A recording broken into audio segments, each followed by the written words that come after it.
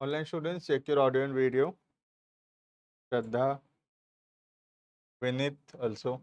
Check your audio and video.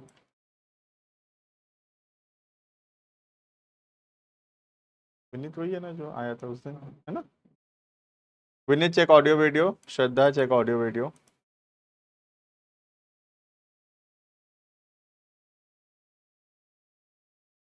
देखना, तो हम लोग स्टार्ट करेंगे नेक्स्ट टॉपिक जो कि है हमारा परचेज. हेडिंग करना पॉइंट नंबर 4, परचेज. हम ऑलरेडी 3 टॉपिक पढ़े थे. फर्स्ट वाज कैपिटल, उसके बाद हम पढ़े थे गुड्स, और उसके बाद फिर हम लोग पढ़े थे ड्राइंग्स. ठीक है, 3 टॉपिक हम ऑलरेडी पढ़े थे. हम आगे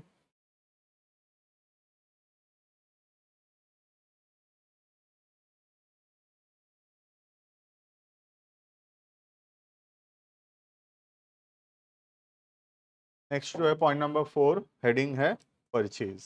ठीक है, परचेज का मतलब बेसिकली अगर हम नॉर्मल लैंग्वेज में बोलें तो परचेज का मतलब होता है कोई भी चीज खरीदना, इज कॉल्ड एज परचेज. ठीक है, जैसे हम लोग कई दुकानों में जाते हैं, हम लोग सामान खरीदते हैं. ठीक है, कोई भी सामान हम खरीद रहे हैं, दैट इज हमारे लैंग्वेज, नॉर्मल लैंग्वेज के अंदर we say that we have purchase, हम सामान खरीदे. ठीक है, तो अकाउंट्स ना पढ़ते हुए भी हमको मीनिंग ऑफ परचेज ऑलरेडी पता है. परचेज का मतलब होता है कोई सामान खरीदना, कुछ भी खरीदना. ठीक है, बट अकाउंट्स के लैंग्वेज में परचेज का मीनिंग अलग है.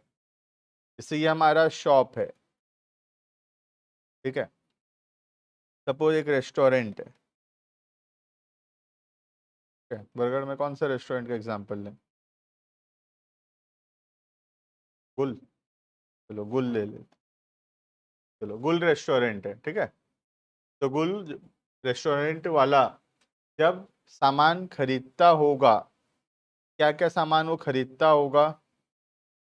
सबसे पहले तो ग्रोसरी खरीदता होगा, है ना? राशन पानी खरीदता होगा रेस्टोरेंट में खाना बनाने के लिए. ठीक है, तो जब वो ग्रोसरी खरीद रहा है, ग्रोसरी क्या करने के लिए खरीद रहा है? उससे खाना बनाएगा और उसको आगे बेचेगा.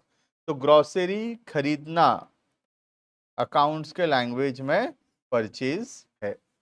जब हम ग्रोसरी खरीद रहे हैं, हम बोलेंगे कि यस वी हैव परचेज्ड. ठीक है, अब सपोज गुल वाला एक एसी खरीदा दुकान में लगाने के लिए. सपोज एक एसी खरीदा दुकान में लगाने के लिए. अब तुम मुझे बताओ, ये जो एसी वो खरीदा है, क्या ये एसी गुड्स है? नहीं है. गुड्स हम पिछले क्लास में पढ़े थे, तो क्या नाम है? कृष्णा. ठीक है, तो बाकी लोग एक ही क्लास कर लिए, कृष्णा का फर्स्ट है ना. तो गुड्स का मतलब रिपीट कर देता हूँ. गुड्स का मतलब था कि जो सामान अपने खरीदते हैं आगे बेचने के लिए, या बनाते हैं आगे बेचने के लिए. ठीक है, तो जब गुल रेस्टोरेंट वाला ग्रोसरी खरीद रहा है, जैसे दाल चावल आटा चीनी खरीद रहा है, दाल चावल आटा चीनी का क्या करेगा? वो खाना बनाएगा और खाना आगे बेचेगा. तो ग्रोसरी का आइटम खरीदना को परचेज बोलेंगे. ग्रोसरी भी एक प्रकार से गुड्स, रॉ मटेरियल हुआ ये.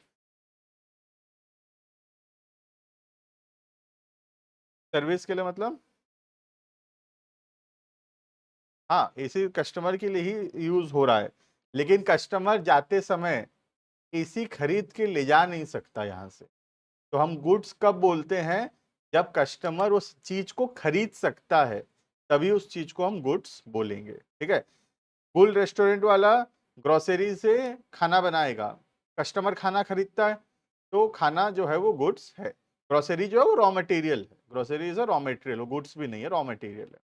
लेकिन ये जो एसी है, एसी तो गुड्स नहीं है, क्योंकि एसी तो कस्टमर नहीं खरीद पाएगा. ठीक है, तो जब गुल रेस्टोरेंट वाला एसी खरीदा, तब अकाउंट्स के लैंग्वेज में उसको परचेज नहीं बोलेंगे.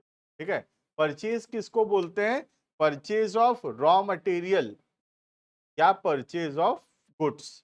ठीक है, कोई चीज अगर रॉ मटेरियल नहीं है या गुड्स नहीं है, तो उसको, उसके खरीदने को हम परचेज नहीं बोलते.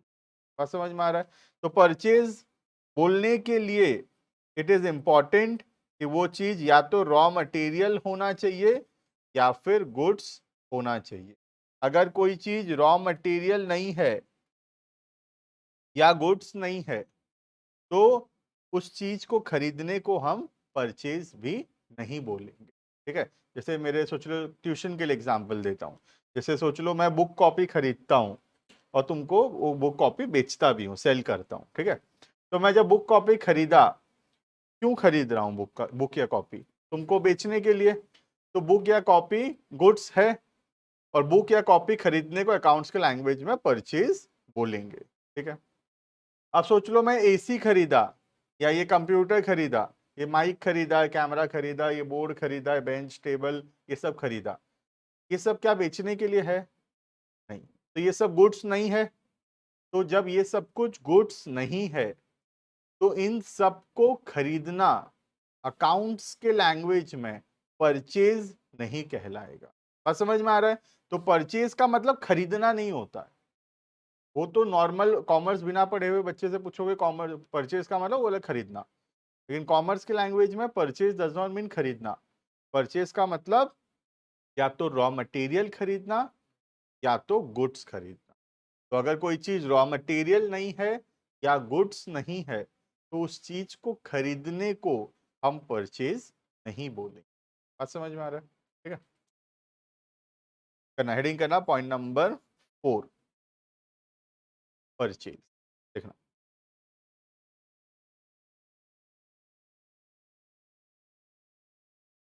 परचेज रेफर्स टू, एक पेज छोड़ दो, है ना। Point number 4, heading purchase. Purchase refers to purchase of goods or raw material for the purpose of resale or manufacture of goods.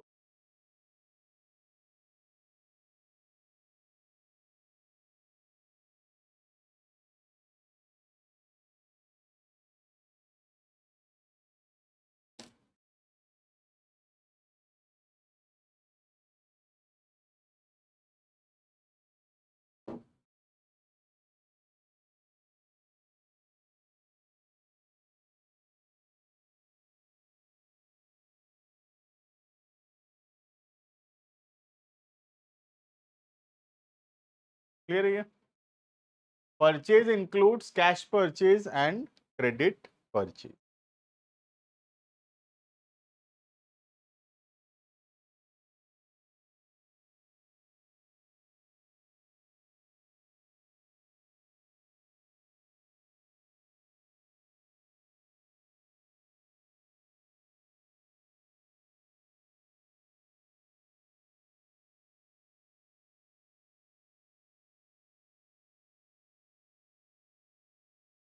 ठीक है, तो अकाउंट्स में परचेज का मतलब समझ में आ गया तुमको? परचेज का मतलब होता है या तो गुड्स खरीदना। गुड्स हम क्यों खरीदेंगे? रीसेल करने के लिए, है ना। गुड्स क्यों खरीदेंगे? रीसेल करने के लिए, राइट। या फिर रॉ मटेरियल खरीदना। हम रॉ मटेरियल क्यों खरीदेंगे? ताकि उससे हम गुड्स मैन्युफैक्चर कर सके। क्लियर है? तो बहुत क्लियर है, परचेज का डेफिनेशन अकाउंट्स के लैंग्वेज में गुड्स होना चाहिए क्योंकि गुड्स आगे बेचने के लिए है, या फिर रॉ मटेरियल होना चाहिए क्योंकि रॉ मटेरियल से गुड्स बनेगा। कोई चीज अगर रॉ मटेरियल नहीं है या फिर गुड्स नहीं है तो उस चीज को खरीदने को अकाउंट्स में परचेज नहीं बोलेंगे। ठीक है, तुम्हारे normal apart from accountancy general life में उसको हम बोल सकते हैं कि हम एसी खरीदे, तो I can say that I have purchased N AC, right. बोलते भी है I have purchased N AC, मैं बोल सकता हूँ। बट जब मैं अकाउंटिंग कर रहा हूँ, क्या मैं एसी खरीदना को परचेज लिखूंगा अकाउंट्स में? नहीं, एसी खरीदना को मैं परचेज नहीं लिख पाऊंगा क्योंकि एसी ना तो गुड्स है मेरे लिए, ना तो रॉ मटेरियल है। ठीक है, मैं एसी बेचता नहीं हूँ, एसी का दुकान नहीं है ये, तो एसी गुड्स नहीं है, और रॉ मटेरियल तो है ही नहीं, इससे तो मैं कुछ बना नहीं पाऊंगा, राइट। क्लियर है ये? Purchase includes two purchase, one is cash and other is credit. Now what is cash, what is credit हम समझ लेते हैं, नाम से भी तो पता चल रहा है। जब हम सामान खरीदे जब हम परचेज किए और हम उसी समय पैसा दे दिए, सामान खरीदे और उसी समय हम पैसा दे दिए, तब उसको हम बोलेंगे कैश परचेज। कैश परचेज का मतलब होता है गुड्स खरीदे या रॉ मटेरियल खरीदे और जब हम सामान खरीदे तभी पैसा दे दिए, उसी समय हम पेमेंट कर दी। It is called as cash purchase. जो हमारे दुकान में आते हैं, हमारे जो जान पहचान के नहीं होते हैं, जो हमारे रिलेटिव्स नहीं होते हैं, उनसे जनरली क्या होता है, कैश परचेज होगा या कैश सेल्स होगा, उधारी नहीं होता उसमें। उधारी कब होता है, जब हमारे जान पहचान के लोग आते हैं, है ना, सामान खरीद लेंगे और पैसा जो है वो बाद में देंगे, या हम सामान खरीद लिए, हम पैसा बाद में दे रहे हैं क्योंकि वो हमारे जान पहचान का दुकान है, तो उसको क्या बोलेंगे, क्रेडिट परचेज। क्लियर है? तो सिंपल सा वर्ड है कैश एंड क्रेडिट, नाम से पता चल भी रहा है, नॉर्मल लैंग्वेज है, दुकानों में यूज होता है। कैश मतलब उसी समय पैसा दे देना और क्रेडिट का मतलब उधार, अभी सामान खरीदे, पैसा जो है वो फ्यूचर में देंगे। क्लियर है? चलो नेक्स्ट हम हेडिंग करेंगे पॉइंट नंबर 5। ये गया point number 4, the heading was purchase. ठीक है, next heading point number 5, the heading is purchase return. Point number 5, the heading is purchase return.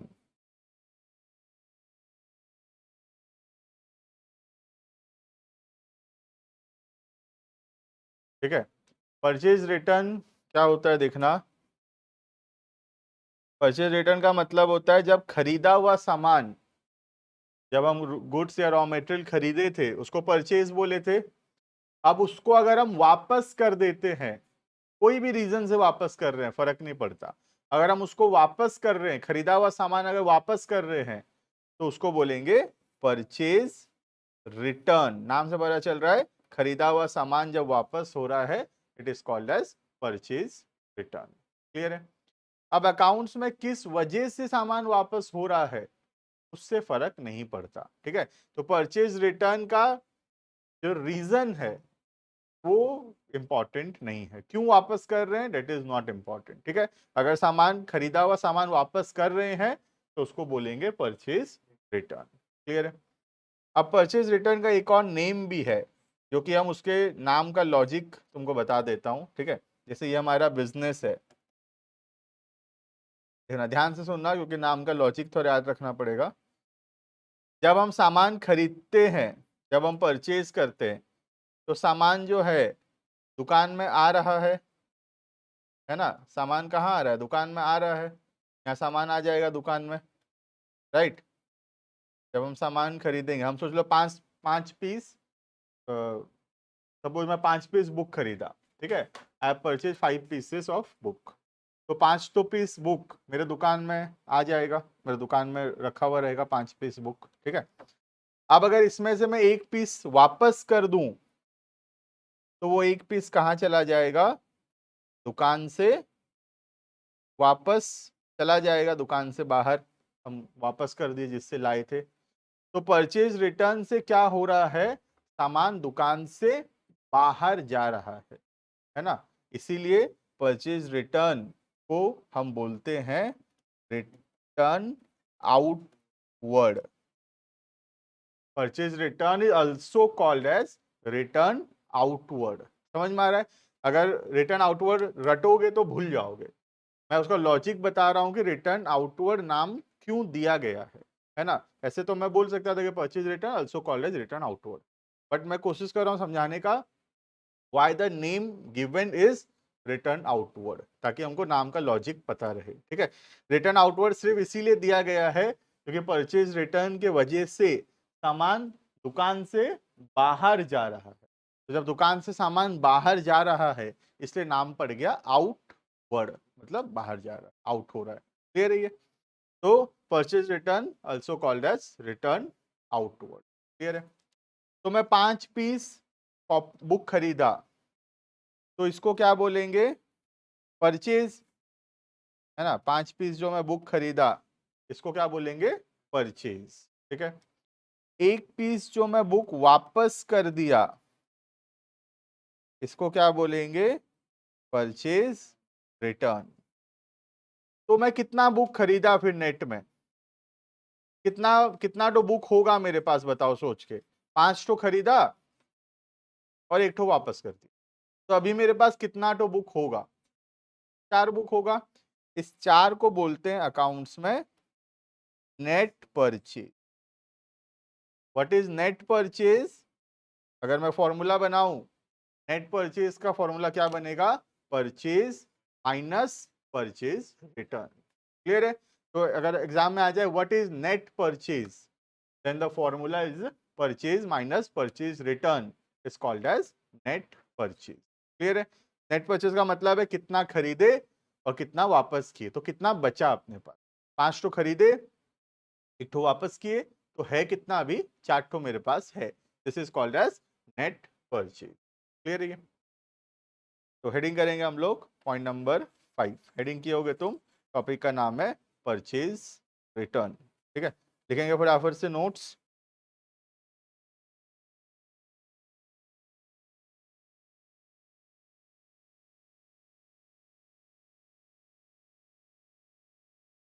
Goods purchase may be return to the seller for any reason. देखो मैं फिर से लिखा हूं यहाँ पे, रीजन बिल्कुल इंपॉर्टेंट नहीं है, क्यों वापस कर रहे हैं।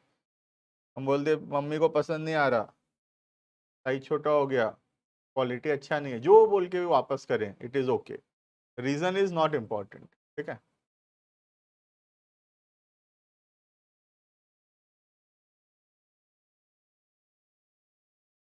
Goods so return are known as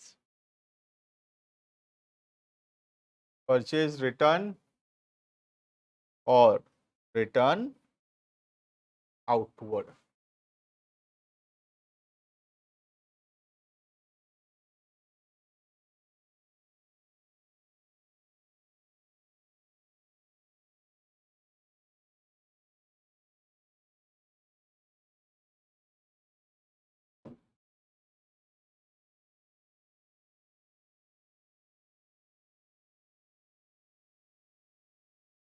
ठीक है, मैं बोला था अभी स्कूल के साथ साथ चलेगा सिलेबस, स्कूल्स में भी यही सब पढ़ा रहे होंगे अभी। ठीक है, अगर स्कूल जा रहे हो तो कुछ लोग ही जा रहे होंगे।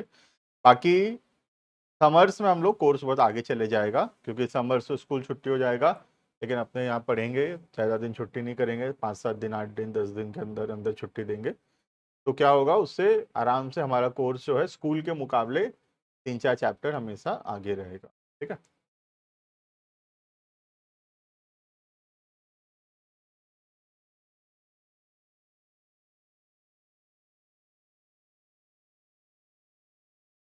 क्लियर है सबको ये? ठीक है, goods purchase may be return, जो भी हम सामान खरीदे उसको हम रिटर्न कर सकते हैं, और अगर रिटर्न करते हैं कोई भी रीजन की वजह से, तो उसको हम परचेज रिटर्न बोलेंगे। ठीक है, परचेज रिटर्न को अल्सो बोला जाता है रिटर्न आउटवर्ड। ठीक है, उसके बाद लिखिए हम नीचे फॉर्मूला नेट परचेज। इसका फॉर्मूला था जितना खरीदे दैट इज परचेज माइनस जितना वापस कर दिए दैट इज परचेज रिटर्न। तो purchase minus purchase return is called as net purchase. Clear है? नेक्स्ट, जैसे वर्ड आता है परचेज, ठीक उसी के जैसा सेम वर्ड है सेल्स। ठीक है, सेल मीन्स, बहुत इजी सा डेफिनेशन है लेकिन बहुत important definition. Sale means sale of goods. ध्यान रखना, सिर्फ गुड्स बेचने को ही सेल बोलते हैं, कुछ भी बेचोगे तो उसको सेल नहीं बोलते। ठीक है,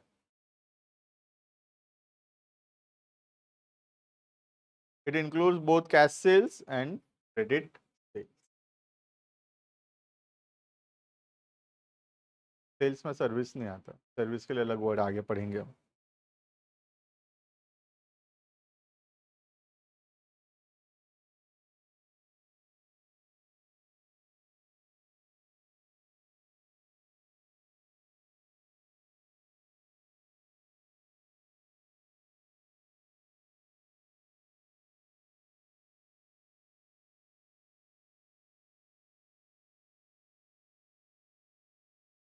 ठीक है, देखें एक बार, तो यहाँ पे सिर्फ छोटा सा डेफिनेशन है बट इंपॉर्टेंट है। Sale means sale of goods, ठीक है। अब तुम मुझे सोच के बताओ, जैसे ये मेरा कोचिंग इंस्टीट्यूट है, ठीक है।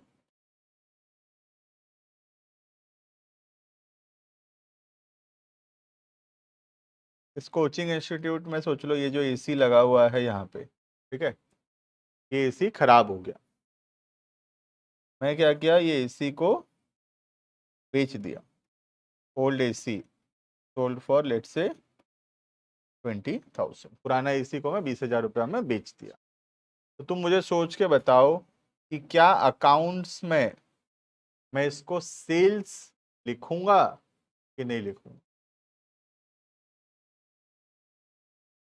कौन कौन बोल रहा है लिखेंगे, बोलो। कोई नहीं बोल रहा। कौन कौन बोल रहा है नहीं लिखेंगे फिर। सब बोल रहे हो नहीं लिखेंगे। क्यों नहीं लिखेंगे भाई? क्योंकि सिंपल सा बात है, ये गुड्स नहीं है, ठीक है। क्योंकि एसी बेचना मेरा व्यापार नहीं है, मेरा काम नहीं है एसी बेचने का। तो AC is not a goods for me. तो अगर मैं पुराना एसी बेचता भी हूं तो अकाउंट्स के लैंग्वेज में मैं सेल हुआ नहीं लिखूंगा कभी भी, क्योंकि एसी मेरे लिए जो है गुड्स नहीं था। क्लियर है? गुड्स का मतलब ये होता है जो चीज खरीदा जाता है या बनाया जाता है आगे बेचने के लिए। तो मैं ये चीज ना खरीदा था ना बनाया था बेचने के लिए, मैं तो यूज करने के लिए लाया था। हाँ, खराब हो गया तो रिप्लेस करने के लिए तो बेचना पड़ेगा, but that does not mean कि अकाउंट्स में इसको हम सेल्स लिख देंगे। क्लियर है? सेल कब बोलेंगे? When there is a sale of goods only. जब गुड्स बेचेंगे तभी उसको सेल्स बोलेंगे। क्लियर है? तो परचेज में भी ऐसे ही है, कुछ भी खरीदना परचेज नहीं होता है। और सेल में भी ऐसा ही है, कुछ भी बेचना सेल नहीं होता है, ठीक है। परचेज में या तो रॉ मटेरियल खरीदो या गुड्स खरीदो तो वो परचेज है। और सेल में तो सिर्फ गुड्स बेचो तभी वो सेल होगा। क्लियर है? अब दो टाइप का सेल्स होता है, वो तो तुमको नाम से ही पता चल जा रहा है, cash sales and credit sales. Cash sales का मतलब सिंपल सा है, जब कस्टमर आया सामान खरीदा पैसा देकर गया, that is called as cash sales. Credit sale जब कस्टमर आया सामान खरीदा और लिखवा के गया है कि बाद में पैसा दे देगा, that is called as credit. Clear है? नेक्स्ट, जैसे परचेज के बाद परचेज रिटर्न, वैसे ही सेल्स के बाद सेल्स रिटर्न। हेडिंग करना next topic, sales return.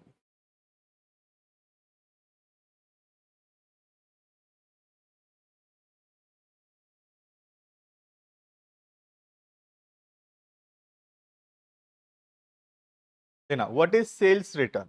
Simple सा बात है एकदम। सेल्स रिटर्न का मतलब, ठीक है, जब सेल हो रहा है, ये हमारा दुकान है, थोड़ा सा इमेजिन करना पड़ेगा तुमको, ये तुम्हारा दुकान है सोचो, ठीक है। दुकान में बहुत सारा सामान रखा हुआ है, बेचने के लिए रखा हुआ है, सामान डिस्प्ले पे लगाया हुआ है, ठीक है। जब सेल हो रहा है तो सामान दुकान से जा रहा है, किसके पास जा रहा है? कस्टमर के पास। कस्टमर घर ले गया सामान, दुकान में सामान कम हो गया, कस्टमर के घर में सामान इंक्रीज हो गया, ठीक है। ये कब हो रहा है? जब हम सामान सेल्स कर रहे हैं तब। अब कस्टमर वो सामान जब वापस कर रहा है तो सामान क्या हो रहा है? देखो, वापस आ रहा है कस्टमर के घर से। कहाँ आ रहा है वापस? हमारे दुकान में वापस आ रहा है। क्योंकि सामान वापस आ रहा है इसलिए इसका नाम पड़ गया रिटर्न इनवर्ड। बात समझ में आ रहा है? जैसे ऊपर वाले का नाम पड़ गया रिटर्न आउटवर्ड, क्योंकि सामान जा रहा था, वैसे इसका नाम पड़ गया रिटर्न इनवर्ड क्योंकि सामान आ रहा है। क्लियर है? परचेज रिटर्न को क्या बोलते हैं? रिटर्न आउटवर्ड बोलते हैं। क्लियर है? वैसे सेल्स रिटर्न को क्या बोलते हैं? सेल्स रिटर्न को रिटर्न इनवर्ड बोलते हैं। क्लियर है ना? लॉजिक इसीलिए बता रहा हूं ताकि तुम कंफ्यूज ना हो कौन सा आउटवर्ड था कौन सा इनवर्ड था। इसलिए कभी भूल भी जाओ कि कौन सा आउटवर्ड है कौन सा इनवर्ड है, you just have to remember कि सामान जा रहा है कि सामान आ रहा है। रिटर्न की वजह से सामान अगर जा रहा है तो उसको आउटवर्ड बोल देंगे, और रिटर्न की वजह से सामान अगर आ रहा है हमारे पास तो उसको इनवर्ड बोल। क्लियर है? अब जैसे फॉर्मूला बनाया हम नेट परचेज का, परचेज माइनस परचेज रिटर्न, वैसे ही we can write a formula for net sales, that is sales minus sales return. Clear है ये? लिखना फटाफट से, छोटा सा टॉपिक है ये भी। हेडिंग है पॉइंट नंबर कितना, 6 7, point number 7, heading sales return.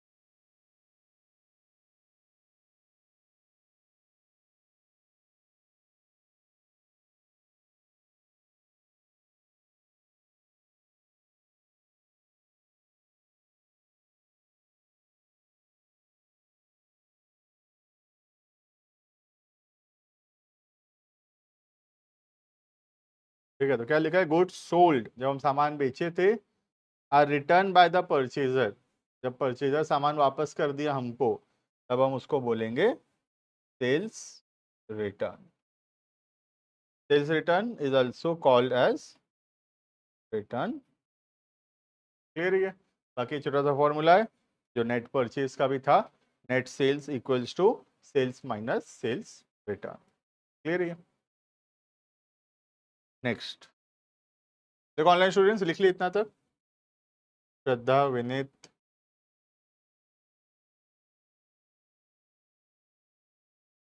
Completed. Next we have read drawings, हम पढ़ लिए थे, पॉइंट नंबर 3 में पढ़े थे ड्राइंग्स। नेक्स्ट हेडिंग करेंगे पॉइंट नंबर 8, हेडिंग डिस्काउंट।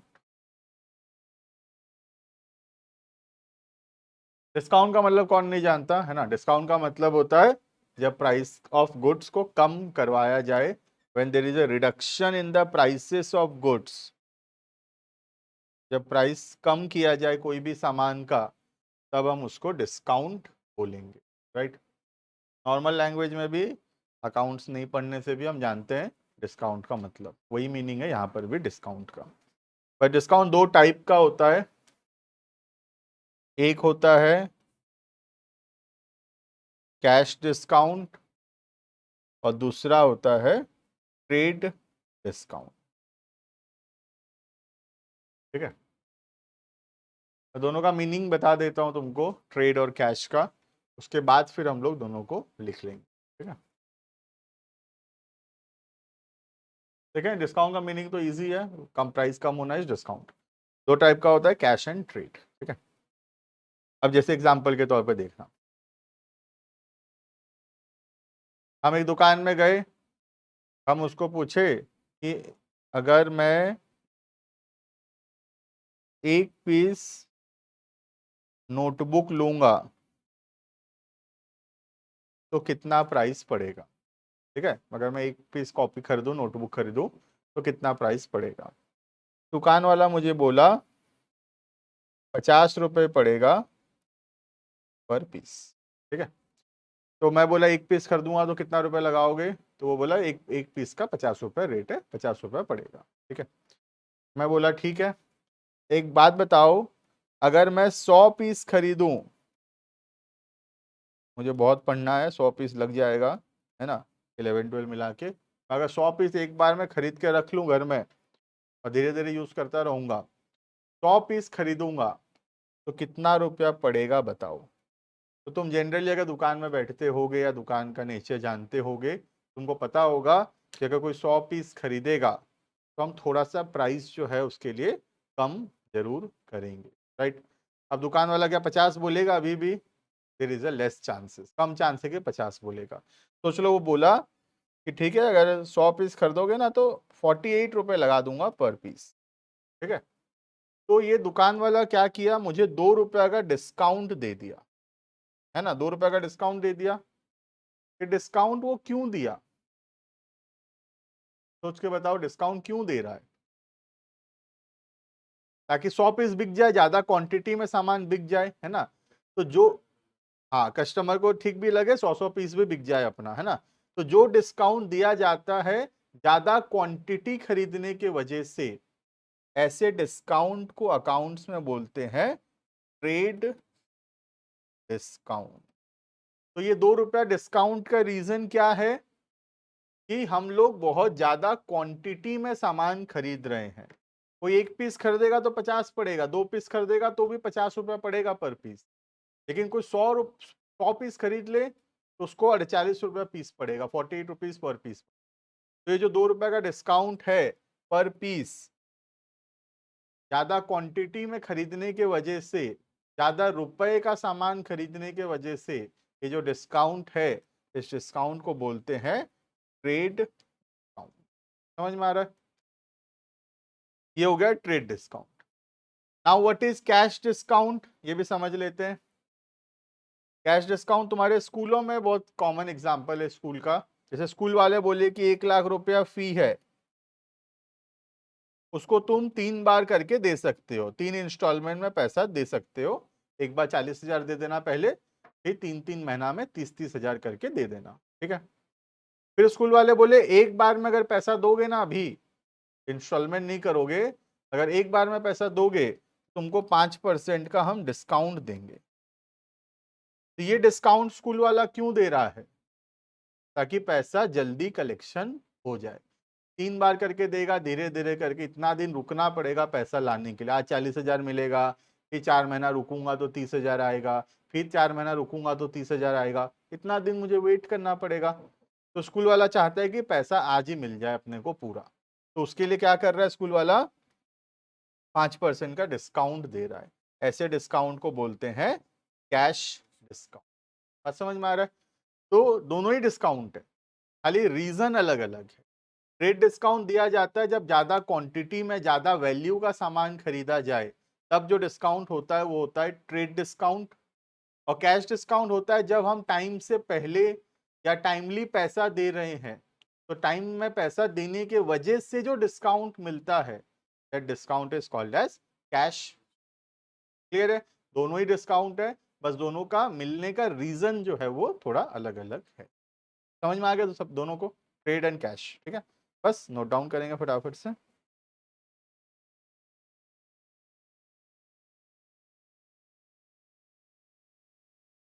अभी के लिए तुम सिर्फ इतना रिकॉर्ड करो जो पहले हम लिखे, इसको हटा दो, ये बाद में हम पढ़ेंगे।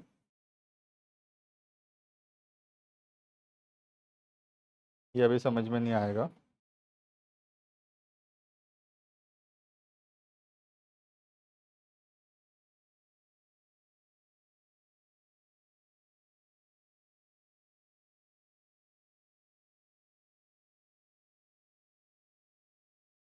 ट्रेड डिस्काउंट लिखना, it is the discount given by the seller to the purchaser of goods of certain quantity. जब ज्यादा क्वांटिटी या ज्यादा वैल्यू का सामान हम खरीदें, तब जो डिस्काउंट होता है दैट इज ट्रेड डिस्काउंट, ठीक है।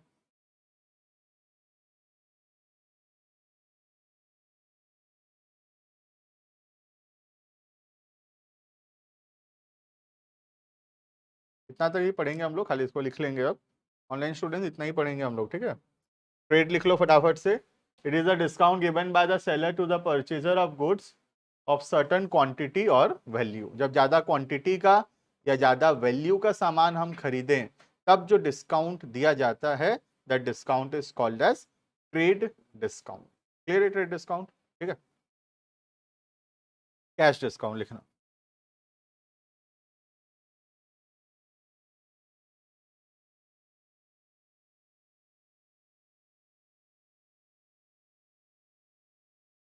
बस लास्ट ये 1 लाइन लिखना कैश डिस्काउंट के बारे में। It is the discount given by the seller for timely payment of the due amount. जो पैसा ड्यू है, जो पैसा मिलना है, अगर वो पैसा टाइमली मिलेगा हमको, तो उसके लिए भी हम थोड़ा डिस्काउंट देते हैं।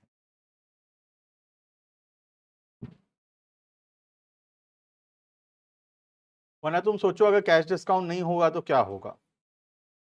तुम स्कूल वाला बोल रहे कि अभी 40,000 दे दो, 3 महीना बाद 30,000 देना, फिर 3 महीना बाद 30,000 देना, ठीक है। एक बार में कोई देगा ही नहीं, सिंपल सा बात है, राइट। तो कैश डिस्काउंट अगर होगा ही नहीं तो सब बोलेंगे क्यों देना एक बार में 1 लाख रुपया, आराम आराम से देंगे, क्या दिक्कत है। तो स्कूल में सबको इंस्टॉलमेंट में पैसा देंगे, तो स्कूल का सोचो ना कितना पैसा ड्यू हो जाएगा, बाद में मिलेगा। सोच लो एक बच्चा का 40,000, 1,000 बच्चे हैं, मल्टीप्लाई कर पाओगे ना, 40,000 into 1,000, it will be 4 crore rupees, right. तो 4 करोड़ रुपया बाद में मिलेगा स्कूल को, समझ रहे हो। 40,000 एक जन का ना, 1,000 बच्चे हैं, 40,000 इंटू 1,000, ठीक है, it will be 4 crore, 4 crore रुपए हो जाएगा। तो 4 करोड़ रुपए स्कूल को बाद में मिलेगा। इससे अच्छा स्कूल चाहेगा कि 4 करोड़ अभी मिल जाए, भले 5% डिस्काउंट क्यों ना देना पड़े, 4 करोड़ अभी आ जाएगा तो उस 4 करोड़ को स्कूल यूज करेगा डेवलपमेंट के लिए। लेकिन स्कूल अगर 5% डिस्काउंट के लालच में रुके रहेगा तो क्या होगा, अभी पैसा ही नहीं रहेगा स्कूल में डेवलपमेंट के लिए, स्कूल को रुकना पड़ेगा 6 महीना, 4 करोड़ आएगा के बाद स्कूल डेवलपमेंट काम कर सकेगा।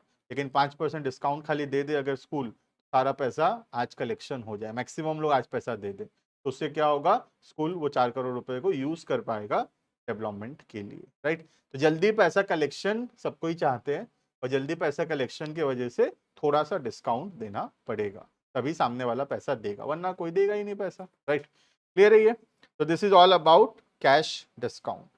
तो बस पॉइंट नंबर 8 तक हम पढ़ेंगे, तुम्हारा काम है पॉइंट नंबर 8 तक नेक्स्ट क्लास में पढ़ के आना है। पहले थोड़ा पूछा जाएगा क्या क्या तुम सुन रहे हो, समझ रहे हो, याद रख रहे हो, देखेंगे, फिर हम पॉइंट नंबर 9 से नेक्स्ट क्लास में पढ़ेंगे। क्लियर है। टाइमिंग वही है जो एज इट इज है, एक बार रिपीट कर देता हूँ मैं, मंडे, वेंसडे, फ्राइडे, वही 6 PM, ठीक है। इस वीक में ऐसे ही चलेगा ये। From next week will start the other subjects. Online students can leave.